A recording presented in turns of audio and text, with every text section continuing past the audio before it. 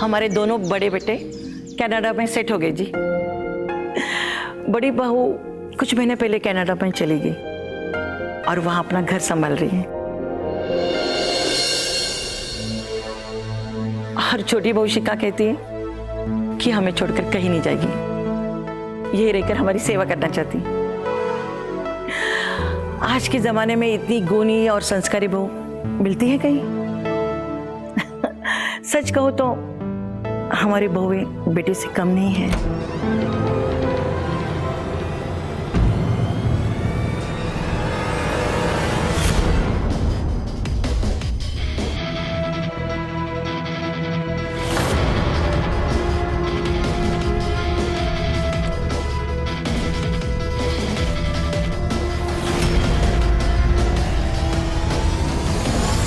बड़ी बहू, तुम यहाँ अचानक?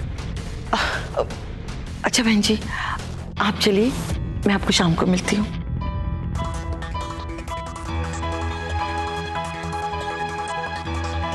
अरे अनामिका दीदी, आप यहाँ? मेरा मतलब कनाडा से अचानक कैसे आना हुआ? क्या हुआ बड़ी बहू, सब ठीक है ना? कुछ ठीक नहीं है मम्मी जी। जब से मैं कनाडा गई हूँ जीना ही भूल गई थी, दम घुटने लगा था मेरा वहाँ। लेकिन ऐसा क्या हो गया वहाँ? मेरी तो राजीव से हर रोज दूसरे तीसरे दिन तो बात होती रहती है, वो तो कहता है कि सब ठीक है। नहीं मम्मी जी, राजीव आपसे झूठ बोलते हैं। हम दोनों के बीच में कुछ भी ठीक नहीं है। जब से मैं कनाडा गई हूँ हमारे बीच में छोटी छोटी बातों पे झगड़े होते डेली, और आजकल तो राजीव जी ने मुझ पे हाथ भी उठाना स्टार्ट कर दिया था। कैसे ये सब बर्दाश्त करती, इसलिए मैं किसी को बिना बताए इंडिया आ गई। मुझे तो विश्वास ही नहीं हो रहा है कि राजीव तुम पर हाथ उठा सकता है। सही कह रही है मम्मी जी, विश्वास तो मुझे भी नहीं हो रहा। राजीव भैया इतने भोले, और ये सब। तो क्या आप लोगों को मेरे आंसू, मेरा दर्द झूठा लग रहा है? नहीं दीदी, नहीं नहीं बेटा, ऐसी बात नहीं है। तुम परेशान मत होना, सब ठीक हो जाएगा। लंबे सफर से आई हो, जाके अपने कमरे में आराम करो। आइए दीदी।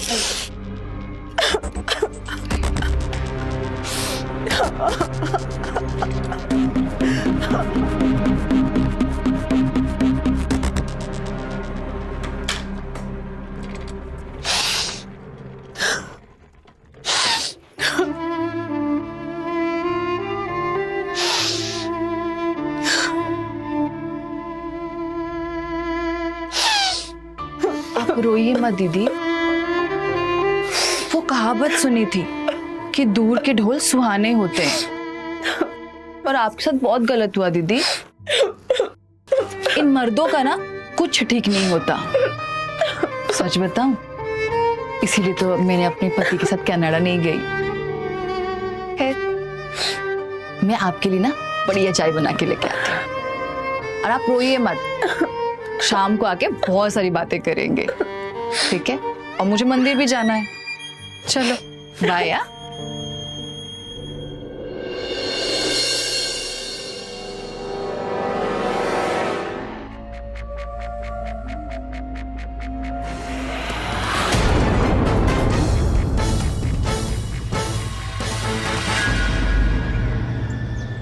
राजीव बेटा,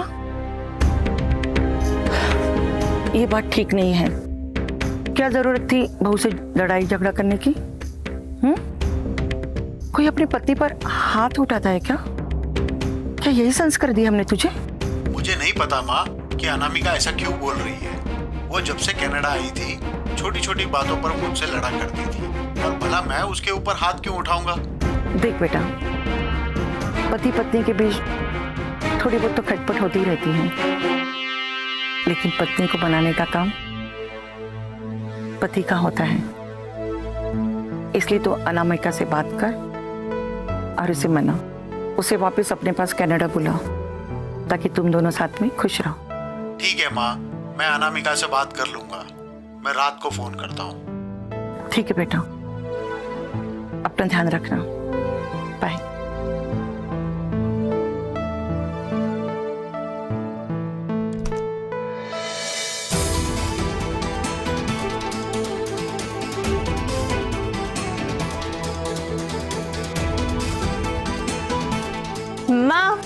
शालू तो आगे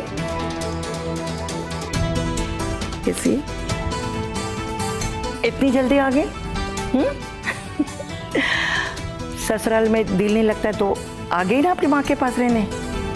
चलो अच्छा हुआ, माँ को भी आराम मिलेगा। अरे माँ, ये सब छोड़ो। मैंने सुना अनामिका भाभी कनाडा से वापस आ गई। आखिर चक्कर क्या है? कुछ नहीं बेटा, बस पति पत्नी के बीच झगड़ा हो गया तो यहाँ आ गई। कुछ दिन बाद यहाँ रहेगी, अगर मूड अच्छा होगा तो वापस चली जाएगी कनाडा। ये अनामिका भाभी है किधर? कहीं दिखाई नहीं दे रही है। मतलब इतनी दूर से उनकी ननद उनसे मिलने आई है, आवाज सुनते तो मिलने आना चाहिए ना।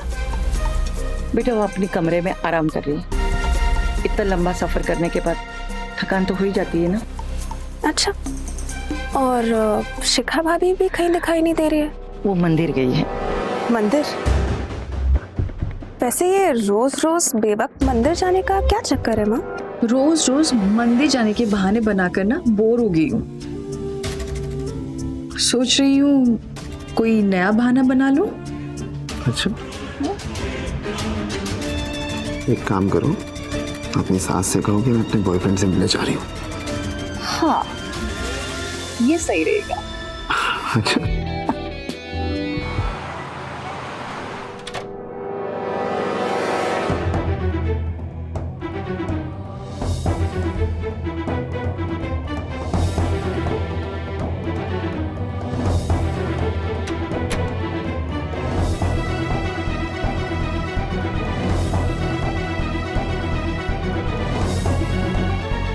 अरे कौन हो भाई, क्या काम है? एसी मैकेनिक हूँ। फोन आया था मुझे मैडम का कि ठीक से एसी नहीं चल रहा है। कौन मैडम? नाम वाम पता है मैडम का? इन्हें मैंने बुलाया है। अनामिका भाभी, कैसी हैं आप? मैं तो ठीक हूँ, तुम कैसी हो? मुझे जैसे ही पता चला ना कि आप कनाडा से वापस आ गई, मैं तुरंत आपसे मिलने आ गई। और मैं कनाडा से कोई मेडल जीत के नहीं आई हूँ जो तुम इतना खुश हो रही हो। मम्मी जी, वो मेरे कमरे का एसी है ना, चल नहीं रहा है, तो मैंने इनको ठीक करने बुलाया है। हाँ हाँ बेटा, बनवा लो। काफी दिन से बंद भी पड़ी थी, गंदगी भी जम गई होगी। जाओ बेटा बनवा लो।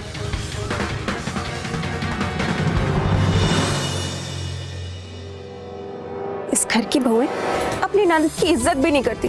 इतनी दूर से आई हूँ मिलने, ऊपर से ठीक से मिली भी नहीं और टेढ़ा मुंह बना के चली गई। तू भी ना शालू, छोटी छोटी बातों का बत्तखंड बनाती रहती हूँ। चल जा रसोई में 2 कप चाय बना के ले आ। जा।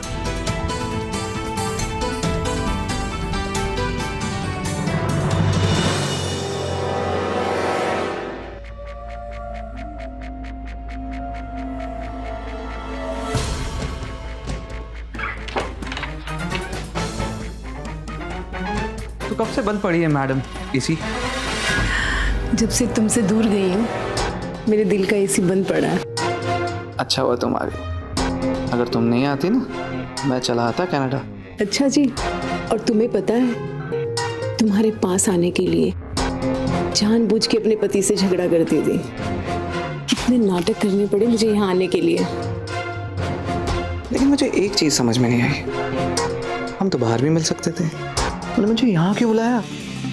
अगर तुम्हारी सास को ये पता चला कि मैं कोई एसी मैकेनिक नहीं हूँ तो क्या हुआ, पता चल जाने दो, मेरा काम आसान हो जाएगा।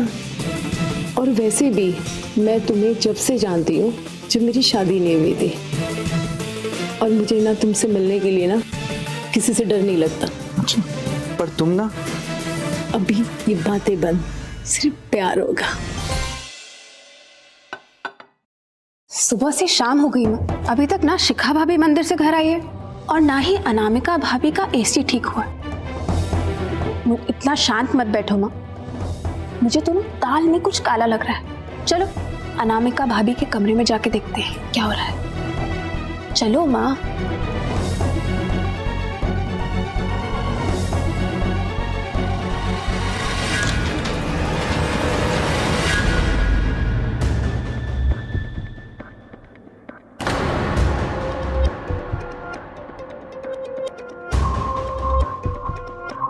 लो हो गया मैडम जी, सिर्फ जाम हो गया था।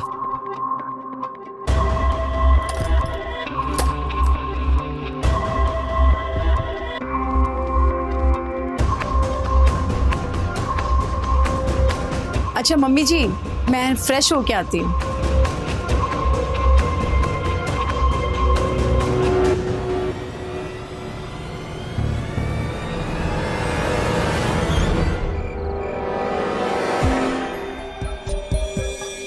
माँ,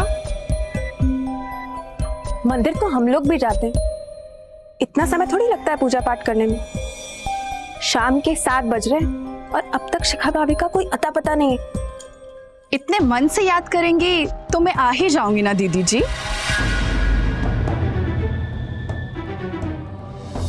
अरे छोटी वो, इतना समय लग गया? हम कब से तुम्हारे इंतजार कर रहे थे।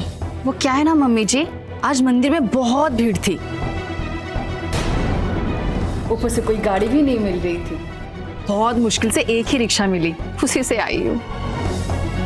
अच्छा भाभी, आज तो कोई तीज त्योहार भी नहीं है, फिर मंदिर में काहे की भीड़? ये सब बातें ना बाद में करना।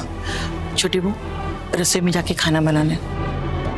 अनामिका भी बहुत दूर से आई है, उसे भी भूख लगी होगी। जाओ बेटा। जी मम्मी जी। वैसे शालू दीदी, आपको भी तो अपने ससुराल जाके खाना बनाना होगा ना? मेरी रिक्शा बाहर खड़ी है, आप जाइए, नहीं तो देर हो जाएगी। छोटी बहू ठीक कह रही, तू यहाँ से चली जा। ठीक है।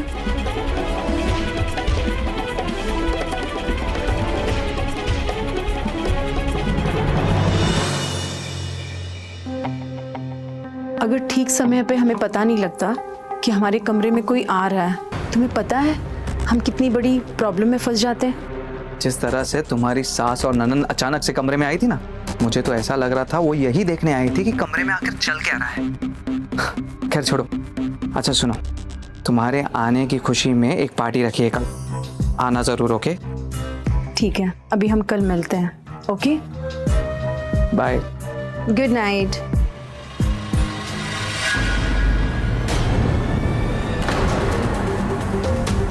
तुम मेरे पीछे खड़ी हो कि तुम क्या सुन रही थी? आपकी बातें सुन रही थी दीदी। वैसे आप फोन पर बोल रही थी, कुछ गड़बड़ हो जाती? कैसी गड़बड़ दीदी? तुम ना अपने काम से काम रखा करो, दूसरों के काम में ना टांग मत अड़ाया करो, ठीक है? Good night.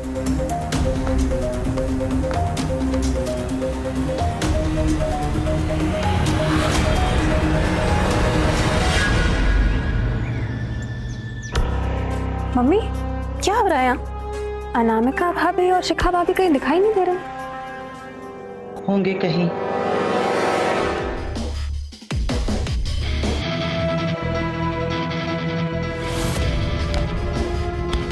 अरे बड़ी बहू, कहीं बाहर जा रही हो?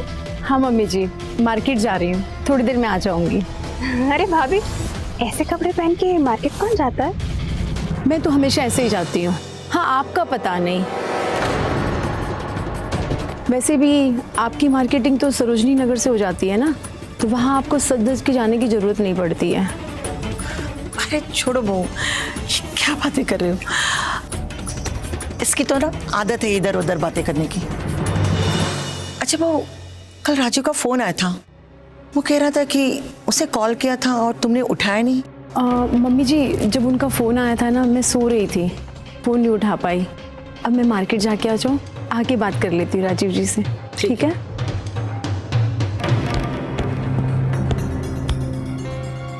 क्या माँ, आप कभी मेरा सपोर्ट नहीं करते हो। और ठीक ही तो कह रही थी मैं, ऐसे कपड़े पहन के मार्केट नहीं डिस्को जाते हैं थिरकने। और मम्मी जी, मैं प्रवचन सुनने जा रही हूँ, शाम तक आ जाऊंगी। अरे भाभी रुकिए, मम्मी हम भी चलते हैं ना प्रवचन सुनने, चलिए। वो क्या है ना शालू दी, प्रवचन यहाँ से काफी दूर है, वो भी खुले आसमान के नीचे। आप और मम्मी जी क्यों परेशान हो रही है? मैं जा रही हूँ ना, प्रवचन की डीवीडी ले आऊंगी, घर पे बैठ के सुन लेना। चलो मैं चलती हूँ, ठीक है? घोर कलयुग है मम्मी, घोर कलयुग। ये शिखा और अनामिका भाभी अकेले अकेले निकल गए, कुछ तो गड़बड़ है। शालू, तो आजकल ना बहुत सीरियल देखने लगी, बेवजह मेरी बहुओं पर शक करती रहती।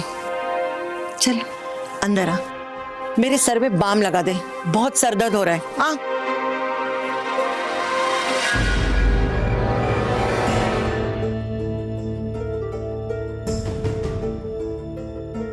दीदी, मैं ना अपने लिए कुछ ड्रेसेस चूज की थी, जरा देख के बताना कौन से मुझ पे अच्छे लगेंगे।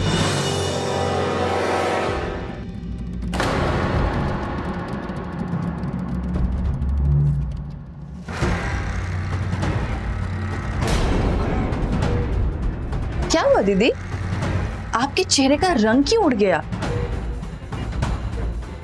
ओह सॉरी, गलती से ये वाली फोटो निकल गई। वैसे आपका बॉयफ्रेंड काफी स्मार्ट है। वो क्या है ना दीदी, आज मैं बाहर गई थी, आप दोनों को साथ में देखा तो सोचा एक फोटो ले लूं। डरिए मत दीदी, मैं ये बात किसी से नहीं बताऊंगी, मम्मी जी से भी नहीं।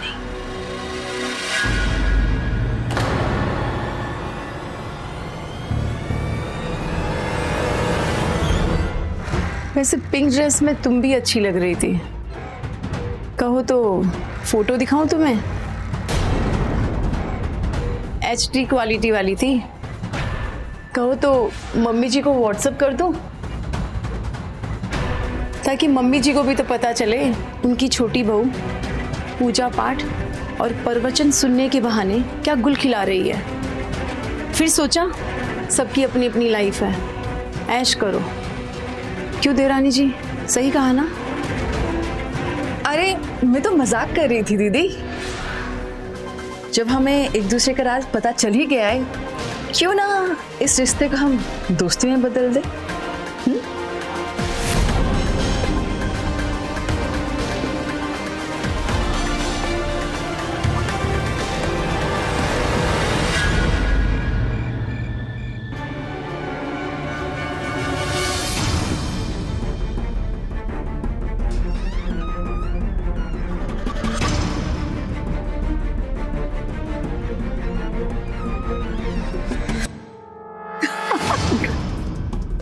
मम्मी जी ना नींद की दवा लेके सो रही है, तो अभी कोई टेंशन नहीं है। तो फिर देर किस बात की, चलो रातें रंगीन करते हैं। चलो चल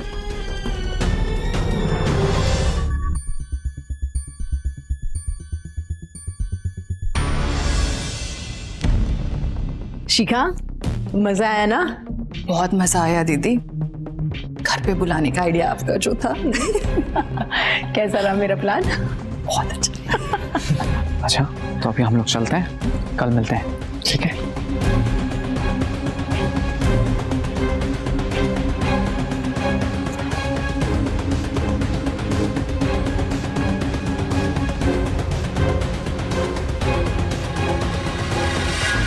इतनी रात गए, तुम दोनों यहाँ क्या कर रहे हो? मम्मी जी, वो जब से मैं कनाडा से आई हूँ ना, तो मेरे स्टमक में प्रॉब्लम हो रहा है, तो मुझे सारी रात भर नींद नहीं आती है। तो मैं ना शिखा को लेके लॉन में घूमने गई थी, अभी हम लोग आए हैं।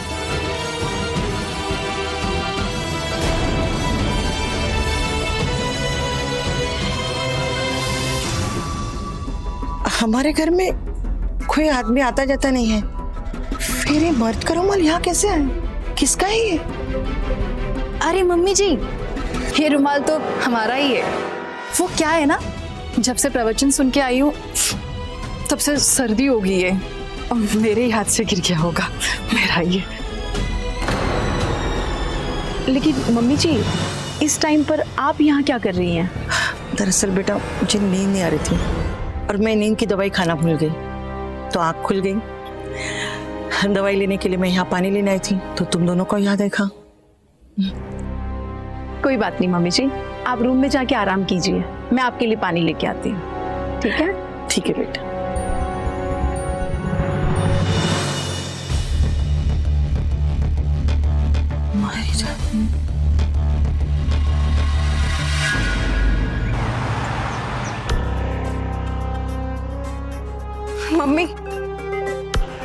गजब हो गया मम्मी, गजब हो गया। क्या हुआ शालू, इतनी भागती हो क्यों आई? सब ठीक है ना? कुछ ठीक नहीं है माँ, कुछ ठीक नहीं है। आपकी वो दो लाडली बहुएं इस खानदान का मुंह काला कर रही हैं। क्या हुआ? आज मैंने शिखा भाभी और अनामिका भाभी को मॉल में दो पराये मर्दों के साथ देखा और वो दोनों उन दोनों से ऐसे चिपक रही थी जैसे कि क्या? जैसे कि उनका चक्कर चल रहा हो माँ, गर्लफ्रेंड बॉयफ्रेंड। माँ क्या बोल रही है? माँ मैं जानती हूँ आपको मेरी बात पे भरोसा नहीं होगा, पर आपकी कसम माँ, मैं झूठ नहीं बोल रही।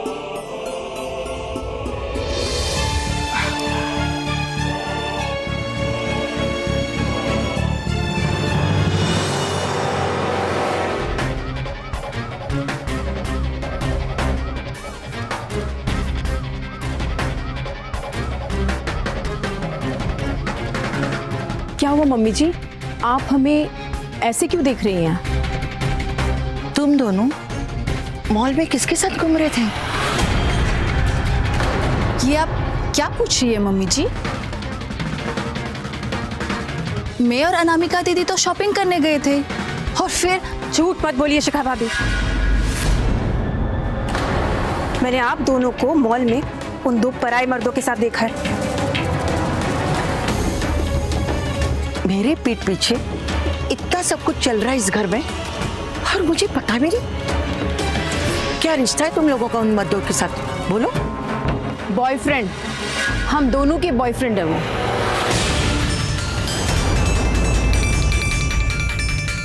विवेक नाम है उसका, उसको मैं कई सालों से जानती हूँ।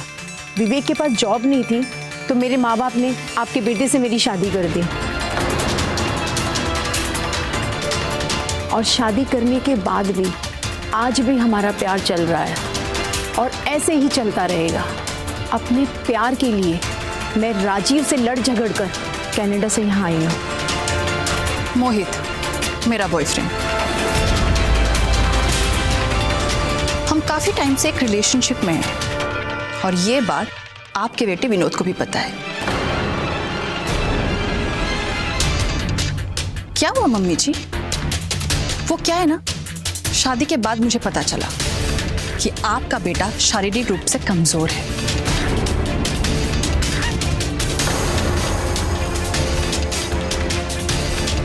चौंकिए मत मम्मी जी, जब आपके बेटे में इतनी ही कमी थी तो आपने मेरी उससे शादी करके मेरी जिंदगी क्यों बर्बाद कर दी? वो तो अच्छा हुआ मोहित मेरी जिंदगी में आया। वैसे विनोद का ही दोस्त है वो। जब से मेरी जिंदगी में आया है ना, खुशियों से भर दिया है। और हाँ, ये बात जब आपके बेटे को पता चली ना, वो मुंह छुपाकर यहाँ से कनाडा भाग गया अपने बड़े भाई के पास। देखो, तुम दोनों ना मेरी इस घर की इज्जत हो। अगर तुम लोगों ने ये सब करना नहीं छोड़ा ना तो अच्छा नहीं होगा। भूल देती हो। मम्मी जी, आप ना मेरी बात कान खोल के सुन लीजिए। अगर आपने हम दोनों को रोकने की कोशिश की और हम दोनों के बारे में अगर किसी को भी बताया ना, तो हम दोनों ना आपके परिवार को बदनाम कर देंगे और आपके घर की जो ये इज्जत है ना, ये सारी की सारी मिट्टी में मिल जाएगी। समझ गया? और हाँ, आप भी कान खोल कर सुन लीजिए शालू दीदी, अगर आज के बाद आपने जासूसी करने की कोशिश की तो मैं आपके ससुराल में फोन करके बोल दूंगी। कैसे यहाँ पे आप आके अपने ससुराल और पति के बारे में बुराई करती है। हमारा छोड़िए, आपका घर पहले टूट जाएगा।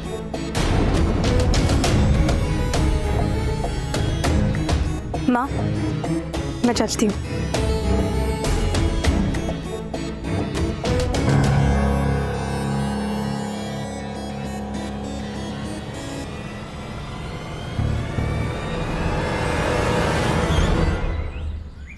बेटा, जो कुछ भी छोटी बहू और बड़ी बहू ने कहा उसके बारे में हमें विनोद और राजू से बात करनी होगी, नहीं तो ये घर टूट जाएगा, हम बर्बाद हो जाएंगे।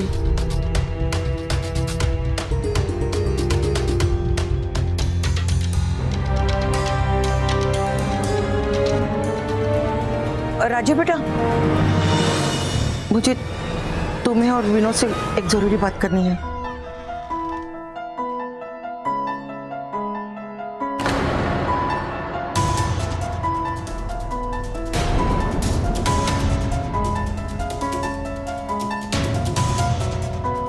बेटा मैं बाद में बात करती हूँ।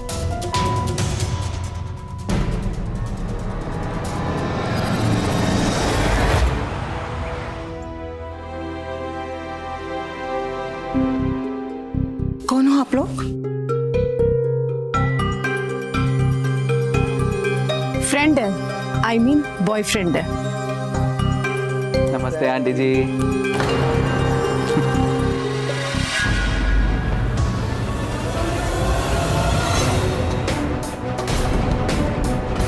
तुम लोगों की यहाँ आने की हिम्मत कैसे हुई? चले जाओ यहाँ से, निकलो, जाओ। शांत हो जाइए मम्मी जी।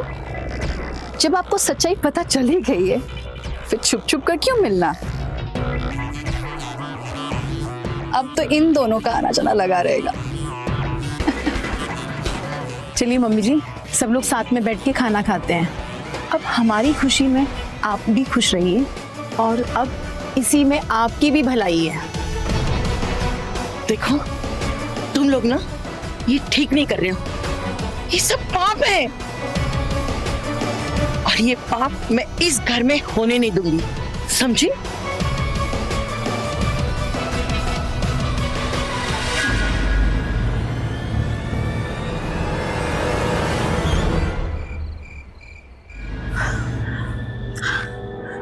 जो कुछ भी हो रहा है ठीक नहीं हो रहा है, मुझे कुछ करना होगा।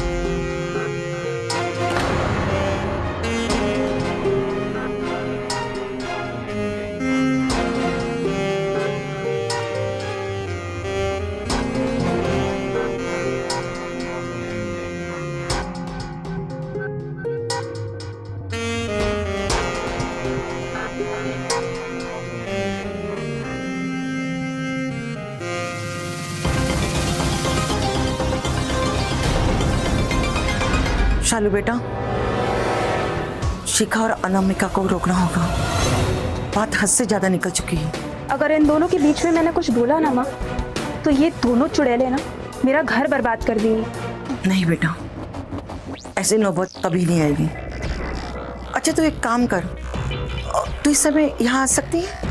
वो क्या है ना माँ, आजकल ना दिल्ली में बहुत चोरी और डकैती की घटनाएं हो रही हैं, तो इतने दिन के लिए ना घर छोड़ के आना थोड़ा मुश्किल है। और आप भी ना सोने से पहले खिड़की और दरवाजे ठीक से बंद करके सो लो, ठीक है माँ? ठीक है बेटा।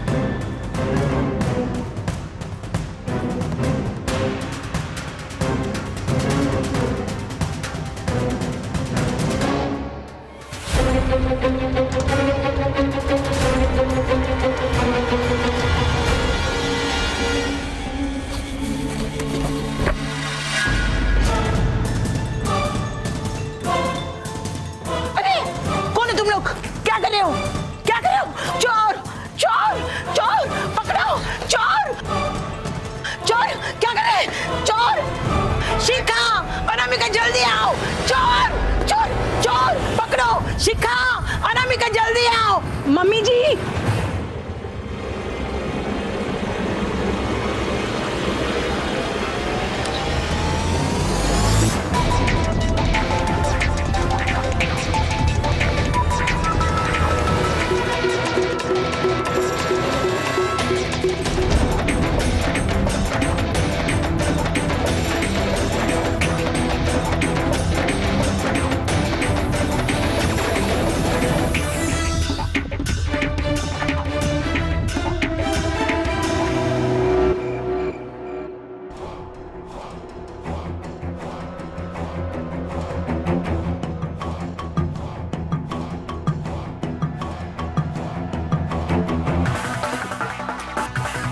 शिखा, शिखा, उठो।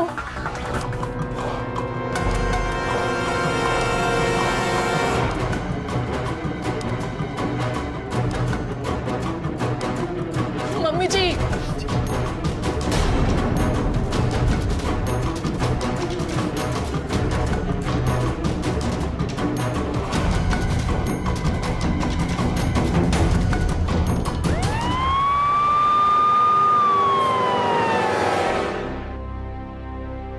आप बॉडी का पंचनामा करो और जाकर पोस्टमार्टम के लिए भेज दो। Yes madam. मम्मी जी की आवाज सुनकर जैसे ही हम उनके कमरे में गए, चोर ने थोड़े से उनके सर पे वार कर दिया।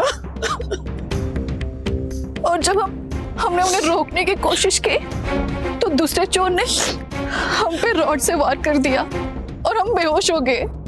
जब होश आया तो मम्मी जी, आजकल दिल्ली में चोरी के साथ साथ कत्ल की वारदातें बहुत बढ़ गई हैं। आप चिंता ना कीजिए, हम पूरी कोशिश करेंगे उन चोरों को जल्द से जल्द पकड़ने की।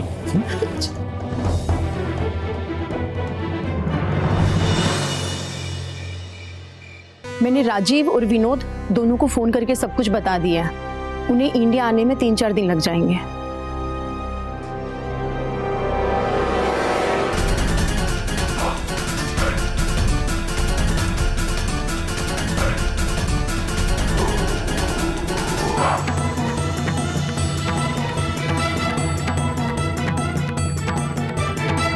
तुम यहाँ क्या कर रही हो? तुम्हारी हिम्मत कैसे हुई यहाँ आने की? निकल जाओ। तुम दोनों को सजा दिलाए बिना मैं कैसे जा सकती हूँ? इंस्पेक्टर साहब,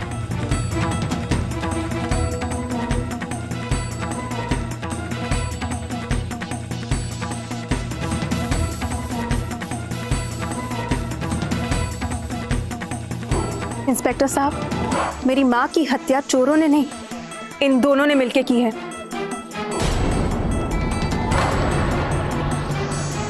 तुम्हारा दिमाग खराब है? क्या बकवास कर रही है तुम? इंस्पेक्टर सर, ये ननंद कम दुश्मन ज्यादा है। प्रॉपर्टी और पैसों के लिए ना हम दोनों के पीछे हमेशा पड़ी रहती। ड्रामा बंद करो अपना। पुलिस को सारी सच्चाई पता है। मुझे कल रात माँ का फोन आया था और उन्होंने मुझे सब कुछ बता दिया। उन्होंने मुझे बताया कि शालू, हमारे हाथ में एक ऐसा सबूत आया है, अब अनामिका और शिखा की अय्याशियां खत्म हो जाएगी और उन दोनों को घर से निकालने से कोई नहीं रोक सकता है। अच्छा, यही होगा कि आप दोनों अपना जुर्म कबूल कर लें। इंस्पेक्टर साहब, ये झूठ बोल रही है। मनगढ़ंत कहानी से आपका समय बर्बाद कर रही है। अच्छा हवलदार,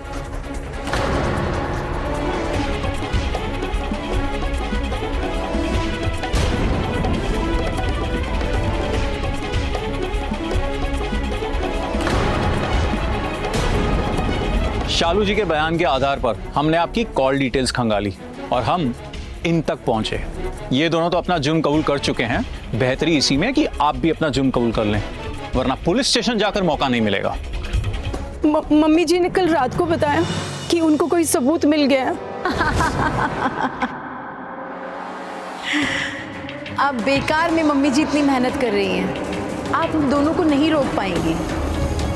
जितना हंसना है ना, हंस लो तुम दोनों, पर एक बात याद रखो, ऐसा सबूत हाथ लगाए कि तुम दोनों का बचना भी मुश्किल हो जाएगा। कल मैं पुलिस में जाऊंगी और तुम दोनों के खिलाफ केस दर्ज करूंगी और तुम दोनों को मेरे बेटे की जिंदगी से और मेरे घर से हमेशा के लिए दूर करूंगी। बस मुझे कल सुबह का इंतजार है।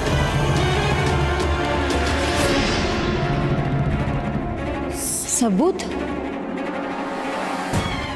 कौन सा सबूत? हमें नहीं पता था कि वो सबूत क्या है। बस पुलिस के हाथ लगने से पहले हमें मिटाना था। फिर हम विवेक और मोहित को घर पे बुलाए और फिर गुड़िया का कॉन्फिडेंस देख के हम दोनों भी घबरा गए थे। अभी कैसे भी करके हमें सारे सबूत मिटाने होंगे, नहीं तो हम सब तकलीफ में पड़ जाएंगे। लेकिन हम लोग कर भी क्या सकते हैं? अरे दिल्ली में चोरी की घटनाएं होती रहती हैं। अगर चोरों के हाथ से गुड़िया मर भी जाएगी तो किसी को कुछ पता भी नहीं चलेगा। इसे कहते हैं एक तीर से दो निशाने। वैसे हम लोग पर कोई डाउट भी नहीं करेगा और बुढ़िया के खत्म होने के बाद सुकून की जिंदगी जिएंगे। अरे तुम दोनों क्यों घबरा रहे हो? किसी को कुछ पता भी नहीं चलेगा। मेरे पास एक सॉलिड प्लान है। मम्मी जी के सोने के बाद उनके रूम की खिड़की की कुंडी मैंने ढीली छोड़ दी थी ताकि मोहित और विवेक अंदर आ सके। मम्मी जी के खत्म होते ही हमने उनका फोन चेक करना शुरू किया।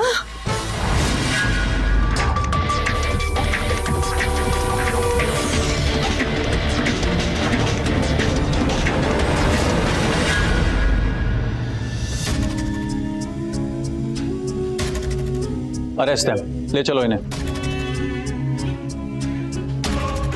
अगर तुम दोनों को अय्याशी करनी थी तो डिवोर्स लेके अलग हो जाती। कम से कम मेरी माँ तो सुनता। ले चलो।